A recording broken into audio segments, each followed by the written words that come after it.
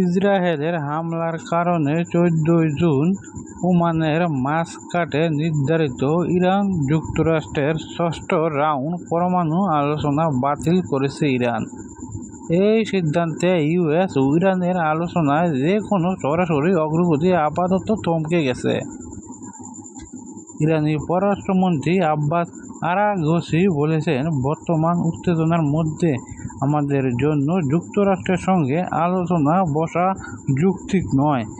ওমানের পক্ষ থেকে বলা হয়েছে, আলোচনা বাতিল হলেও এর টেকসই ও শান্তি একমাত্র পথ হল কূটনীতি। এমনভাবে থমকে যাওয়া উচিত নয় বলেছে ওমান। আমাদের চ্যানেলটি যদি আপনাদের ভালো লেগে থাকে তাহলে অবশ্যই চ্যানেলটি সাবস্ক্রাইব করে দিবেন।